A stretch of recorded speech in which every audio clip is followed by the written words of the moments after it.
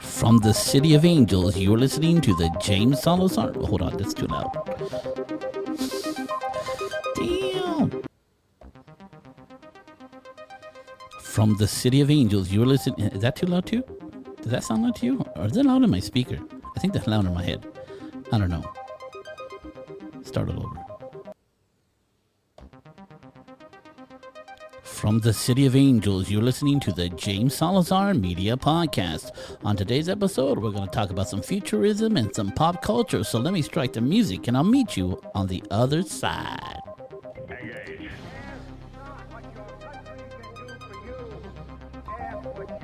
It's one small step for man, one giant leap for mankind.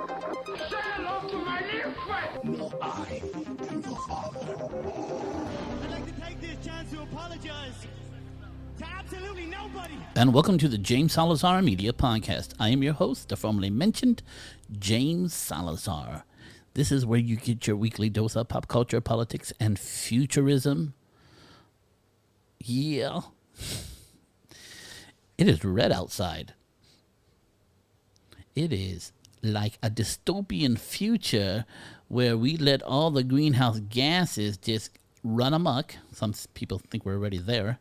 And the sky is orange. We have some major fires in California today, and the sky looks orange. I'm waiting for Mad Max to come down the road with his 69 Camaro with guns on it and start blowing people's asses away. Whatever. But, yeah. Shit's getting crazy. 2020 does not disappoint in the realm of calamity. I mean, what has been going on? It all started with the death of Kobe Bryant. Was that last year or this year? I can't tell. It all seems so bad. And it all seems like they're running into each other. I mean, California literally looks like Mars right now. I mean, you can see pictures of Mars and California, and they're freaking look the same. The only difference, there's cars and roads. I guess that's not the same, but the color is. So that's happening. And it is a terrible day to run in Southern California. You're going to have black lung. I mean, we were having black lung before, but shit. Now you got some ash to put on that, and you're ready for the grave. Good for you. Well done, California. Well done. You know what the problem is? We have a lot of dry brush. And, in normal times, there was before man, there was no man to, usually the waters and the rain and the winds would blow things away. Or after the lightning strike, the whole forest would die. But now we got assholes who start fires in the summer, and they do it intentionally and not intentionally. They're idiots either way. But to mitigate this problem, we need to take away the dry brush and do control burns so the wildfires don't get out of hand. Well, those who are running our state, who are left of center, believe that displaces animals. So we will keep the dry brush there, make it a powder cake, and then a fire will start and get out of control and actually kill more animals at the end of it all. So good one, stupid people. Like I said, politicians are worthless, and they have no common sense, and sometimes they go to school to get stupider. See, there's certain types of schools. There's schools where they teach you to build things up, like engineering, And then there's, in such places like that, and then there's people who are taught to tear things down, mess things up. And they get an education for that. And they get a diploma for that. Or degree. And we should listen to engineers. and actual scientists who are building on society, not trying to tear it down because they have the inability to build anything. They couldn't make it as an engineer. They're not smart enough. Hey, don't get me wrong. I'm not smart enough. But what I don't do, in turn, try to be someone who tears things down.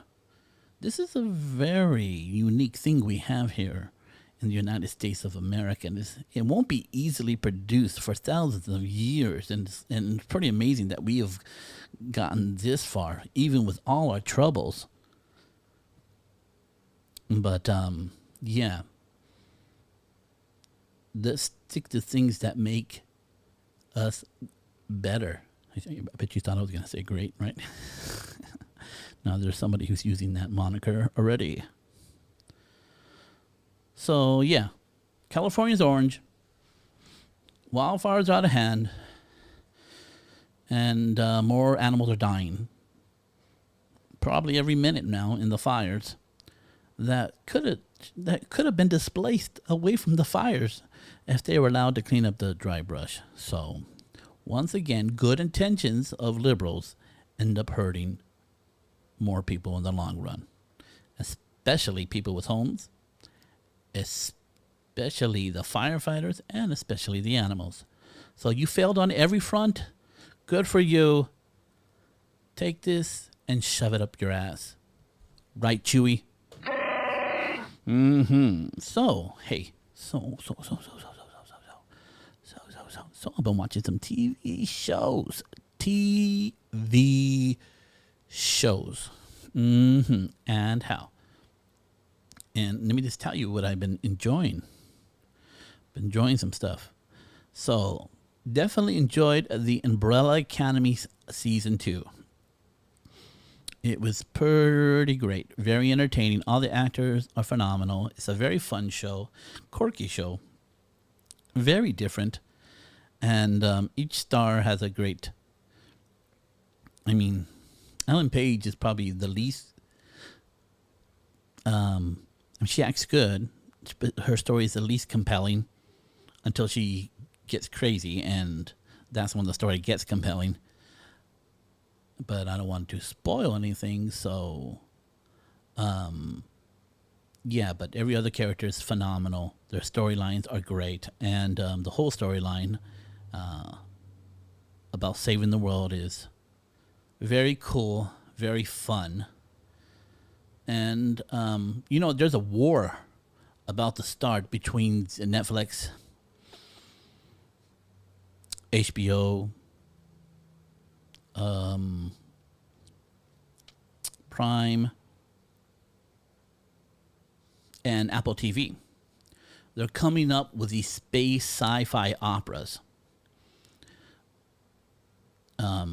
Game of Thrones type of this big world expansions like Battlestar, the new Battlestar Galactica. They have these big stories, these big universes that these stories live in, and they're all going to throw their hat in the ring of creating their own. Some of them are buying books because the best people who write these things are writers. They've already been written, and they're just, going to take the property rights for that and make a movie or a TV show out of it. And we know that Apple's coming out with one called Foundations, and that should come out next year. Netflix is working on one. Prime has The Boys, and I think it's Utopia is the next one, and they have a lot of other ones. Prime's doing like these not so big, but a lot of, but The Boys has the most money behind it. Superheroes, people who have superpowers are super entitled and super morally ambiguous when it comes to saving people and what they have to do. And if that means people have to die so they can capture the bad people, they're part of the cannon fodder. So it's a very interesting. So I recommend The Boys. Watch it from the first season. The second season is really good so far. So that's one of them. But the one that who's really come out was all those guns blazing is HBO. It's now HBO Max, and they sort of combined HBO and Cinemax, and into one now because HBO.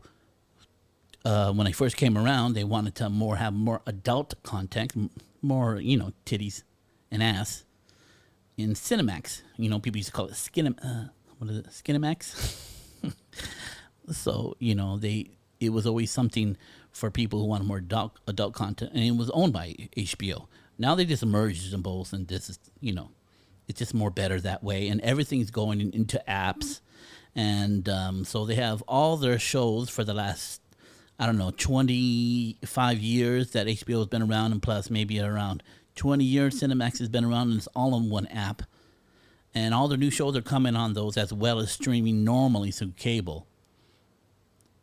But they're all, in that library.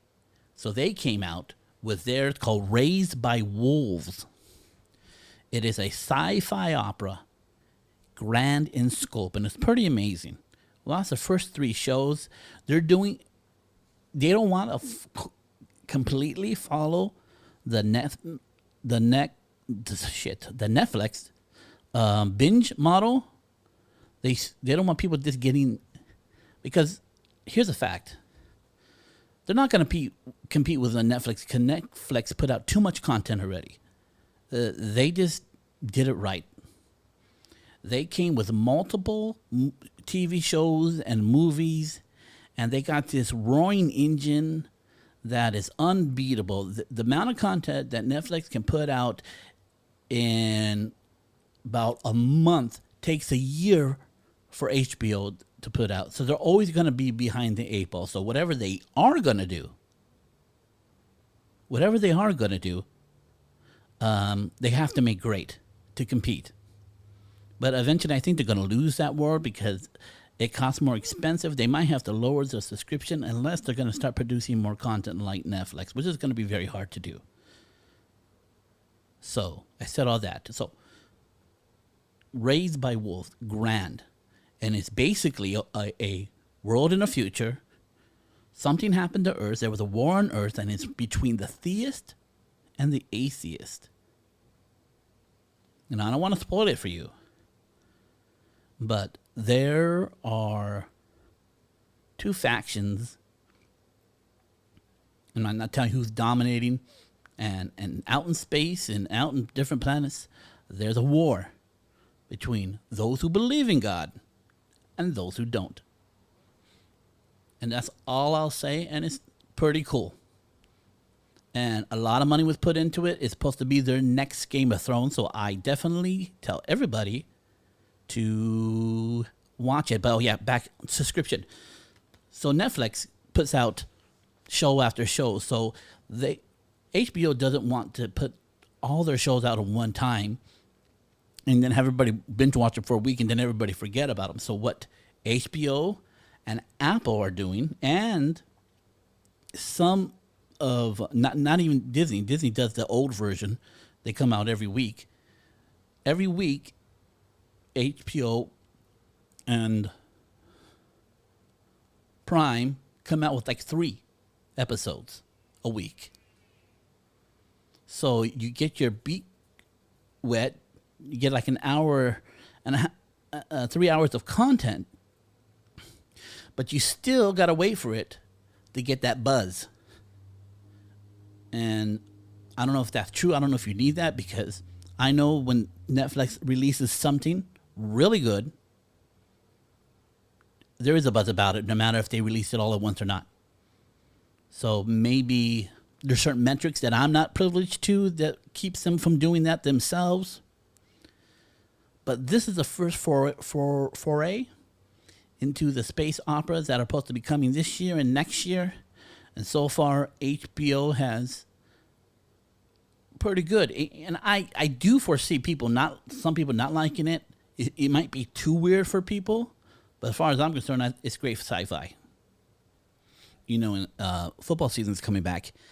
And feel sorry for the Rams and the Chargers. They've been waiting for their new what do you call it? What's the fuck you call that shit? Sorry, didn't mean to cut. Their new stadium, SoFi Stadium, was supposed to open up with a grand opening with Taylor Swift. COVID come and put a kibosh on all that shit. But football's coming with no audience in the seats. I mean, they've been waiting for this for a long time, and now they got to play without an audience. Feel sorry for them. I feel sorry for the fans. I mean, I'm going to watch it from TV, so it's going to be interesting to hear it. And we're going to hear some of the... I hope they put mics on the... I mean, if we're not going to be able to hear the fans react to the situations, then there should be mic in the sidelines, and just, you know, what everything everybody's saying, all the cursing. I hope they let this happen to compensate for no crowd. But that sucks. But great. I love football, and I'm excited to watch the first games. And yeah, just want to talk about that. I mean, that sucks, right? It's like you build a house and then you can do nothing with it because of some virus. You got to hold out. You hope to have this grand opening or whatever. And now you're mitigated to just doing it by yourself. So, yeah. So, last night I watched, I think it's called Away. With, who's that actress? I'll say that actress really quick. Hold on. No. She, what did she do? She died in the ring playing somebody. What the? Something Baby, Gone Baby. I don't know these movies, but she's a great actress. She's always been good. She's got an Academy Awards. What's her name? Oh yeah, Boys Don't Cry and $1 Million Baby. She got Hilary Swank got nominations for it. So she's in this show, and this is sort of a space opera as well. What's good about this, as I read, is that everything that happens in this show, and a lot of shit is happening in this show, is all actual science and how they would deal with the situation, and some of the risk the astronauts might have to take if they're on their journey to Mars, and the life stresses that come with going on a 3-year journey from there and back, staying there for a while. It's not for the faint of heart, only for the apex predator of the human race to do such a journey out into space, a trek out into a place to boldly go where no man has gone before. Shut up. So yeah, there's a little drama, a little family drama, a little power struggles, and the dangers of space. So yeah, it's very interesting. I've been watching that. And watching, what is that? So I've been watching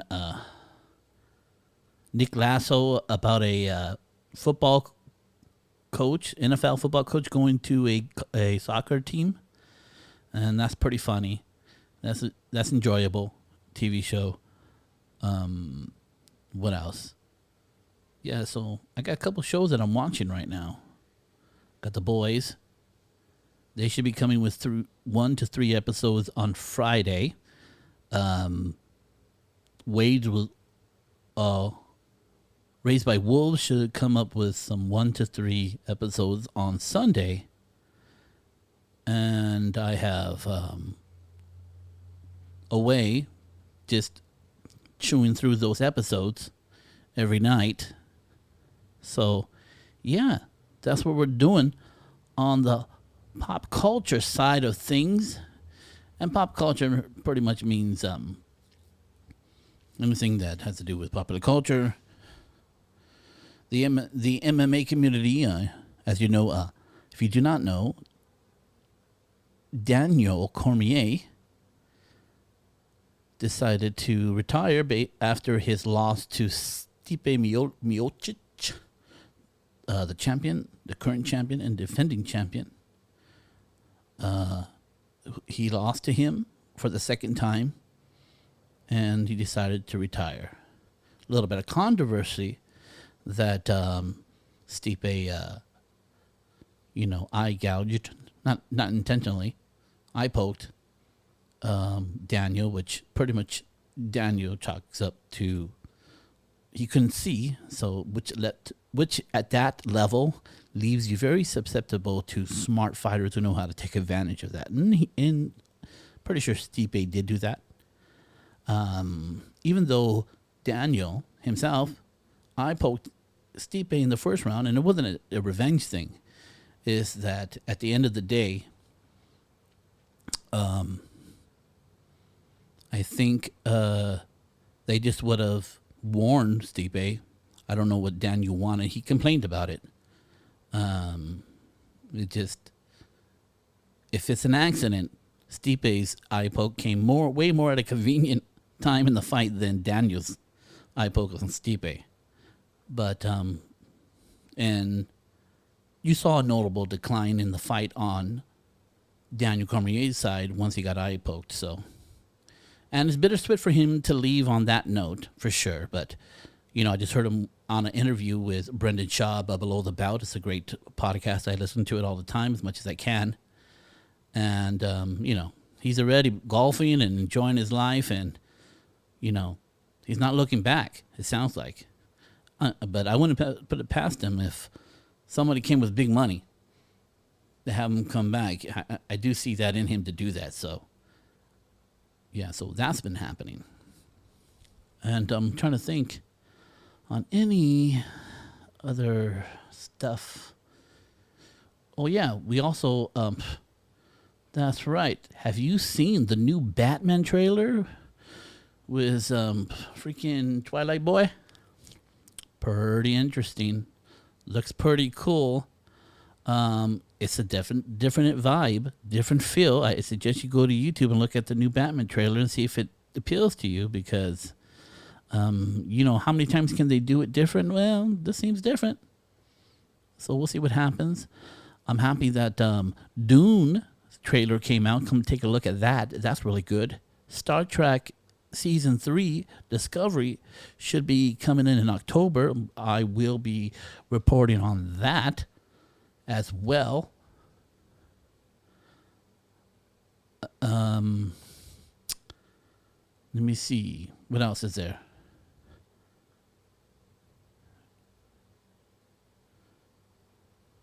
And update.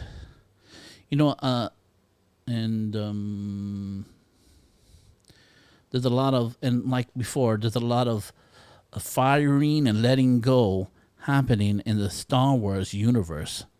Kathleen Kennedy, who took over the Star Wars franchise from George Lucas, totally failed at her job, made crappy movies, and I'm pretty sure they put that in the clause that, if they did shit on the franchise that George Lucas can take it back, and that's what he did. I think the problem is that Kathleen Kennedy is a social justice warrior, and she wanted to put those things inside the movies. The only problem is she overshowed her hand. Like Rey didn't have, a learning curve. And I guess she didn't want on screen a man training a woman how to be better and to go through difficulties and having the man, be hard on her. I think her feminine sensibilities didn't want to see that on screen, but, everybody knows there's a learning curve, and when somebody knows something more than you sit down, be quiet, and you learn. And so some things like that, and you got like a robot in, what is it? Which was a relatively good movie.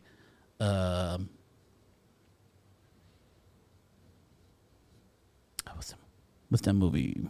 The good one that's in between the prequels and the new one. Darn it, my brain's going blank. My brain brown blank. Rogue Squadron. In Rogue Squadron, there is a feminist type, victimized, complaining robot, and that robot through the movie echoed some grievances that actually women and gay people and black people have in our society.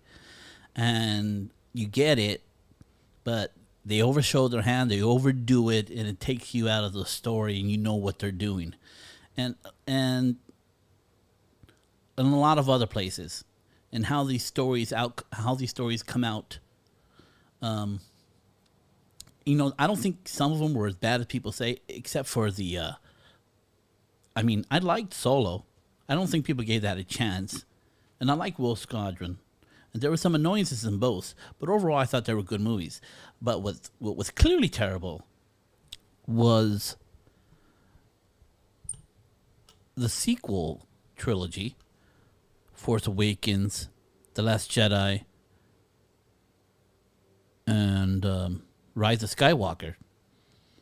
This was just terrible writing, misuse of the franchise original characters.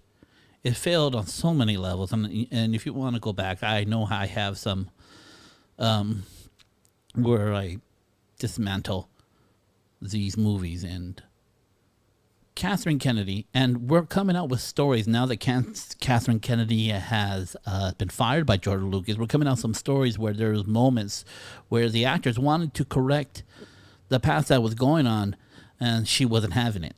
And neither was the director, the director is terrible, and he shouldn't be put on any sci-fi show ever again. His name should be marred for life for destroying one of the heartfelt franchises in human history and American history for sure. Okay, so just has to say that. So they're working on it, and it's all going to start with, I think, which comes late this year or next year. I'm not sure. Don't quote me on that. The Mandalorian, which was excellent. It felt just like the old Star Wars, and how it felt, a space, Western. And the Mandalorian's super cool, and they're coming out with a second season, and this season should kick off about 10 years of content. They're trying to reproduce what Marvel did.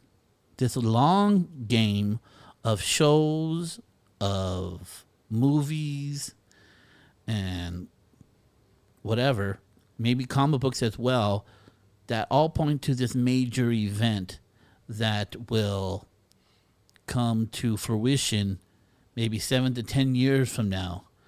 That would, bring people back to the Star Wars franchise that Catherine Kennedy and not only that director who did The Last Jedi, but also J.J. Abrams. He started this shit. He let all that stuff happen in the first one, created all the questions that he didn't have the answers to.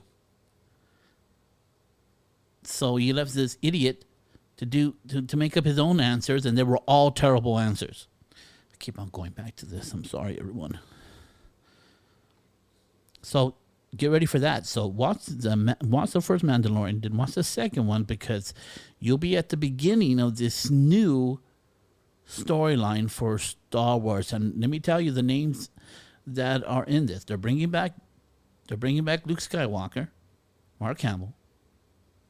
They're bringing back Kylo Ren. I think they're bringing back Rey. They're also bringing into Keanu Reeves. He's going to play either a Jedi or the Sith Lord or something. And so they're not fucking around. They're trying to bring this back to as one of the major franchises. Bring it back up to where Marvel is. Now, Marvel has a big problem on their hand. They got to reproduce what they did the last 10 years. It's going to be super hard to get people compelled to watch. They got to have a storyline that is compelling, and COVID-19 has put them, on the shelf. They got to come hard in the paint with this new thing that's going to happen, that's going to come to fruition in the next 10 years, this super event like Endgame and Infinity War did. And also, Zack Snyder with HBO are taking, because what happened to the Justice League of America was that Zack Snyder's daughter died, and he had to get off the show. He had to leave the director's seat and just be there for his family. And then someone came along and they did their version, pretty much scrapped all his, and he was almost done, but they redid it. But as we know, people hated the new Justice League movie. And just like Superman, and it's a super dark movie, and they went for more of a lighter feel in the new directors, and nobody liked it. So we're taking all the stuff that was taken out of Zack Snyder's movie, and we're putting it all together into a director's cut that has totally a different theme, a different look, and to reboot the Justice League of America movie is it's going to be shown on HBO. This director's cut, 4 hours,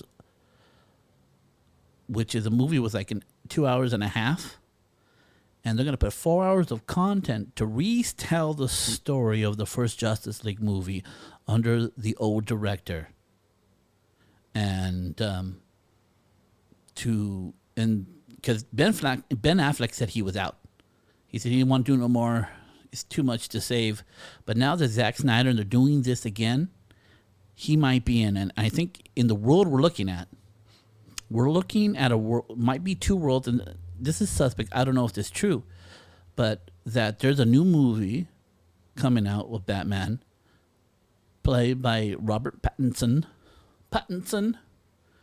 from Twilight fame, and he's going to play the new Batman, and that should be a younger version of what Ben Affleck's character is. And the one we're seeing in the Justice League is a older, more seasoned, played by Ben Affleck, Batman. And Ben Affleck's back in to play that character. Now, the new Batman might be a part of that world, or might be part of the world that the Joker, the one with Joaquin Phoenix, is in. Because there might be two different reasons, or all those movies might be combined into the same universe. We're unsure, because Joker came out of nowhere. It was brought up by the fans and Joaquin Phoenix, and they just jumped on this movement to make this movement, and happened. But it's coming out of nowhere into the DC universe, and it doesn't quite really match up to everything. So we're going to see how they pull that all together, or just separate these two. They're two different universes. There's the Justice League universe, and then there's this new Batman, and he's part of that universe. Or maybe they're all three universes all together, and they really don't talk. And the Batman and the Joker are just standalone movies. Because we know they're going to do Joker 2 with Joaquin Phoenix. And that's going to be super hard to write, to make it anywhere as great as the first one, because it's acting strong. And it puts them in a world in the 1970s. So, I don't know what you want to do with that. So, yeah, that's all the shit I have for me in pop culture. And for me, pop culture is always going to be the sports I like, the TV shows I like. I'm not going to talk about what everybody else. I mean, HBO has all 12 seasons of Doctor Who. So if you never watched Doctor Who and you want to watch that, go right ahead. I think I'm going to do that, but that sounds so exhausting to go through 12 seasons. And I don't know, and it's never appealed to me, but I never had it all summed up for me in one place. So I might take a grab at that. Disney had some problems because Mulan was filmed in some places in China, and in the film they credit certain agencies of China who are known to abuse and send to jail like 200,000 minorities in China and imprison them into concentration camps. And these same agencies are thanked in the Mulan movie, and as well earlier I think earlier this year, the girl who plays Mulan had tweeted support for the crackdown on China in Hong Kong, which is not a very popular thing going on right now. So that was a big mistake. So we'll see what happens. Mulan has not been. There is fear over a boycott, and some people are already asking for a boycott. There is a boycott, and let's see what happens with that. So, in futurism news, scientists, life on Earth likely started in meteor craters. New study has flipped the script on the effects of massive meteor impacts. While an ancient impact is commonly to the extinction event that killed the dinosaurs, scientists are now starting to suspect that the earlier impacts could have jump-started life on Earth in the first place. Scientists have long suggested that meteors carried the ingredients necessary for life on Earth, but now researchers suggest that the meteor impact also created the ideal conditions for life to emerge as well, because the scientists suggest that space agencies ought to pay special attention to similar craters when hunting for life on the moon, Mars, and beyond. You see, they can't find the origins of life on Earth. We just seem to come out of nowhere. From boom, boom, right? We don't know how life comes from a rock.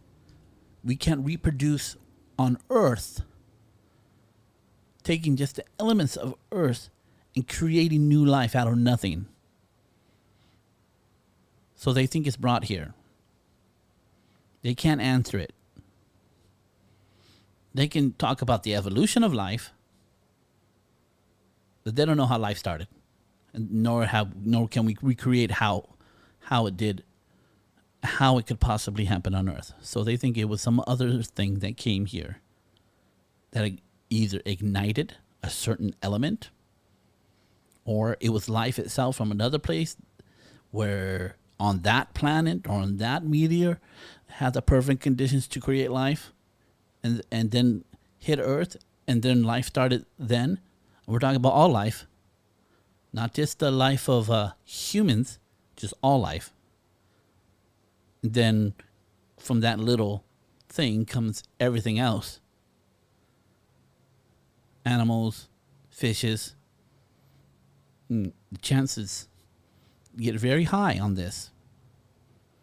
But they're searching for any other answer than a directed evolution by God, because that's not a feasible answer for them. So, okay. So that's what that means.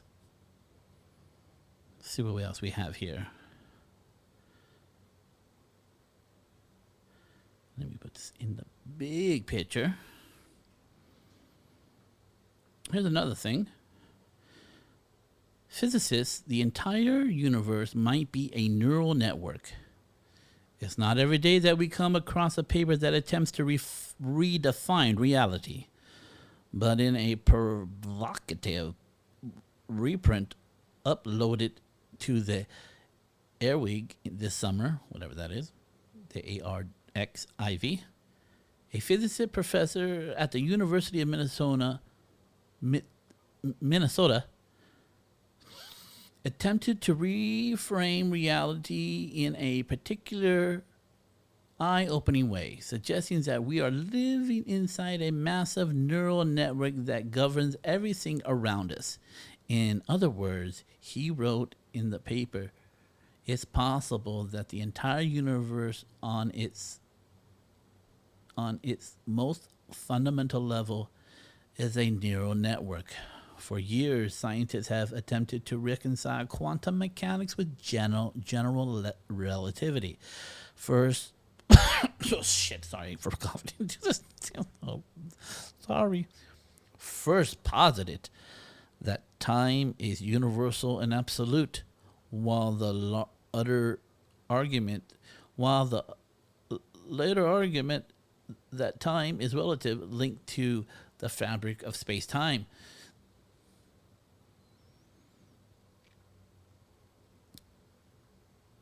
Sorry, reading in my mid. It says the artificial neural network can exhibit approximate behaviors of both universal theories. Since quantum mechanics is a remarkable successful paradigm for modeling physical phenomenon in a wide range of scales, he writes, it is widely believed that on the most fundamental level that the entire universe is governed by the rules of quantum mechanics, and even gravity should somehow merge from it. Okay. So we're seeing a struggle for scientists to have not everything works perfectly. Mostly Einstein's theories work, but then they stop working on this plane of field. And then you got a whole other science that comes in and tries to explain that, but they can't merge them. There's something there that does not allow them to merge. So they're looking for the theory of everything that encompasses that, all of Einstein's theory, plus dark matter and dark energy, black holes, and everything in between. So this guy's saying we are near a network. Our reality is like a brain. And this brain, it is thinking that brings it all together. This is not the first time I've heard this. That there's something bigger than all of us that is doing that. Now, those who are religious might say, well, they're talking about God. Well, yeah, well, they're I believe that too. And they're trying to come to, well, and in their defense, they're trying to come up with any other answer than God. Because once you say God, you stop exploring all other avenues. And there's some people who are doing these fields of science that do believe in God. But they don't let that stop them and say, oh, that's the answer, therefore we shouldn't figure it out. No, God has written a code into reality that we are supposed to decipher. This is what you need to know. Whether you believe there is a God or not, the universe wants to be deciphered, wants us to make sense of it. This, I believe, is true. This is what I believe is true. Okay, enough of that. And let me see. So, here we go. This is very interesting. Scientists have searched 10 million stars, sees no sign of alien civilizations. A team of scientists hunting for extraterrestrial civilizations have just scanned 10 million stars and came back with nothing. Nada. Zilch. Scientists at Australia Curtin University research organization scanned the vast regions of space with the array of 4,069 antennas in hope that they might pick up a radio transmission from an alien society, according to CNET, but came up dry. The discovery doesn't rule out the possibility of extraterrestrial life, but if it exists, it's either somewhere or it does not have the technology that resembles ours. Yes, this idea that we're going to find it quickly has always been silly to me. And, if you look at some of these theories about finding intelligent life, in the span of how long the universe has existed, they could have come and died and come and died. And we can come and go, and another society after us can come and go, that they might be able to find maybe one society that exists at the same time. There's no promise that any society that we're looking for, intelligent life, exists now. They might have died off. We are eventually going to die off as a human race, whether by, I'm just telling you, just taking their scientific logic. There's no hope. There's no promise that there's a society living in our universe that exists at the same time as us. We're just hoping that's true. So it's going to be super hard to find intelligent life. Super hard. And it might not happen in our lifetime. I know people don't want to hear that, but,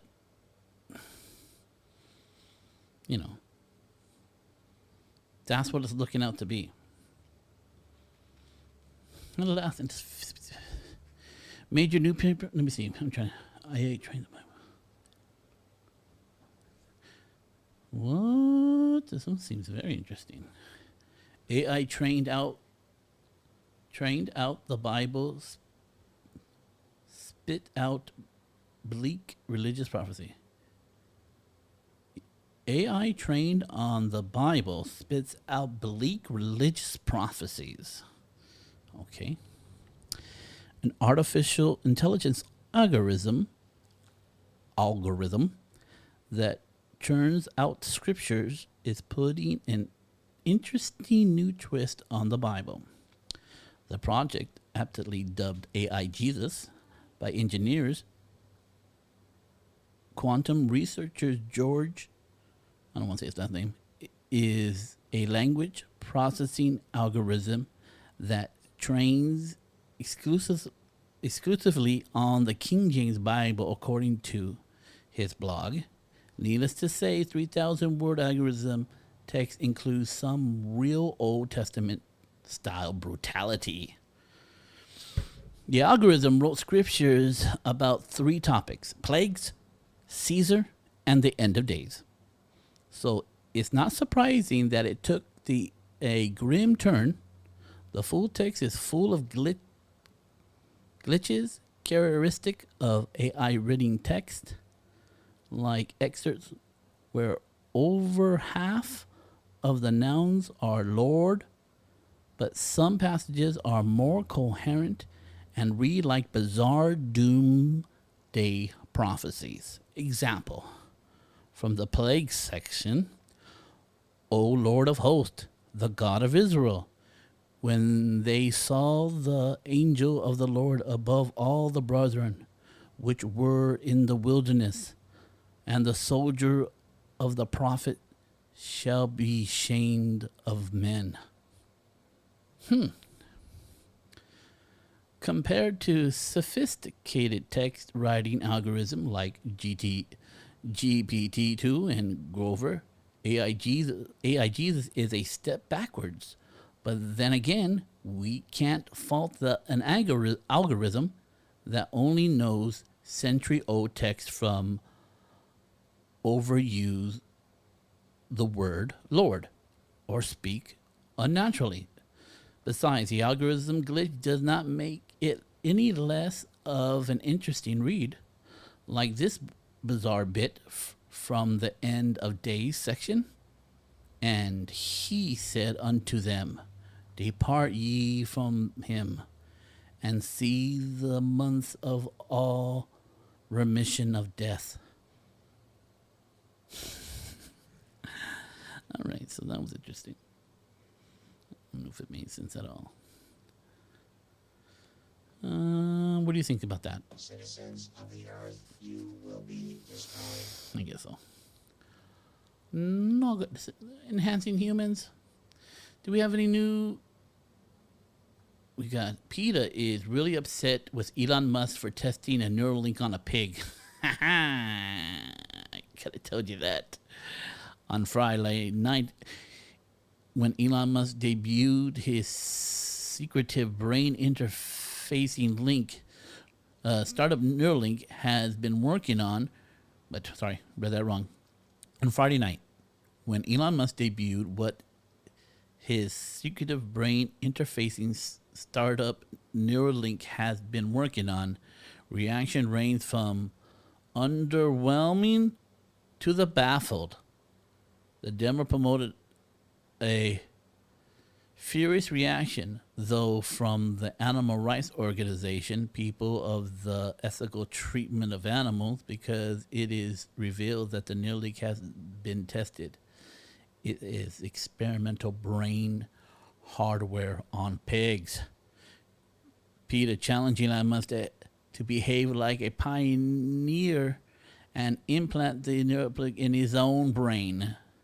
PETA said PETA's president.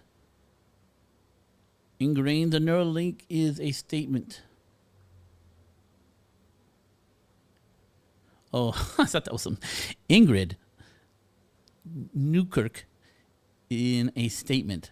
She also accused Musk of exploiting smart, sensitive pigs who did not volunteer for the surgery. Should be left out of the pie in the sky project. All right, so they're mad, PETA. That's what I'm going to do. I'm done. Do I see something else?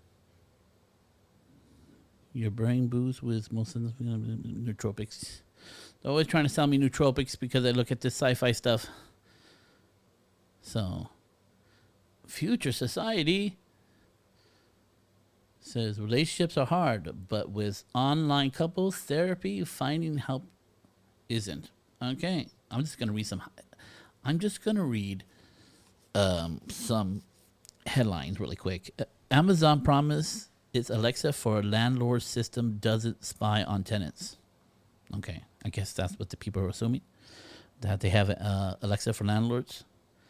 $20 virtual gardening master class is a secret to finding your green thumb. Okay. Russia declassified the video of the world's biggest nuclear blast. This is what we're going to end on. It says Russia has officially declassified a 1961 footage of the biggest nuclear blast in history, a test of a RDS-220 hydrogen bomb, better known as a Tsar bomb. This 40-minute documentary uploaded to YouTube last week is meant to honor the 75th anniversary of the Russian nuclear industry, and the South China Monitoring Post reports. So let's see. Let me see what this is. I want to see it. No. Let's see. Boom. Boom shakalaka. Oh, okay. Just fast forward to the Comrade,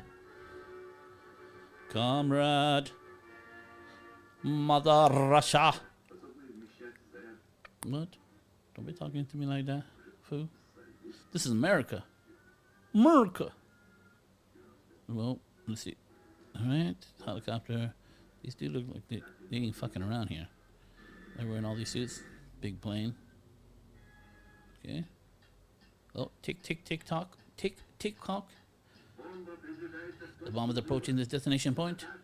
Okay, it's the bomb falling with a freaking parachute. Oh. Okay. Bright flash. Those guys better run as hell. Oh. Oh shit. Bright. Radius of up to 100 kilometers. Oh. I just want to see the explosion. Oh shoot. Holy smokes, a few seconds after the explosion, the diameter of the dust column was about 10 kilometers.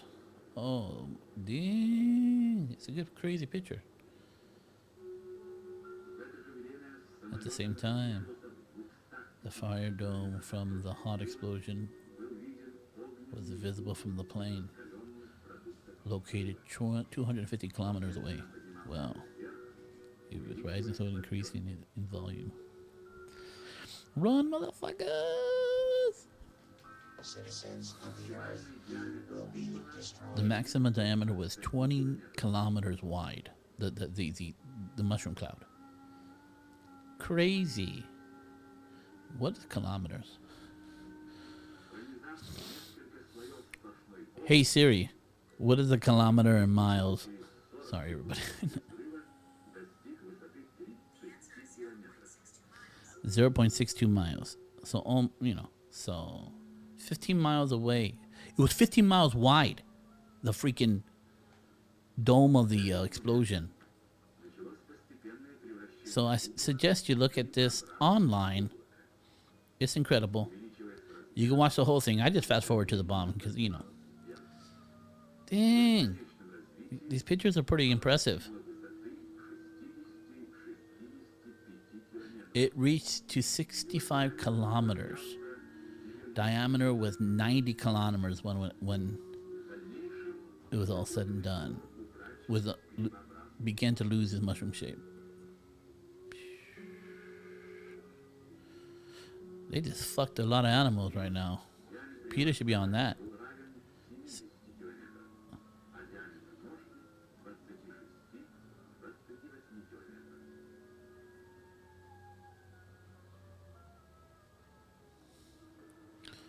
The power of Mother Russia. Always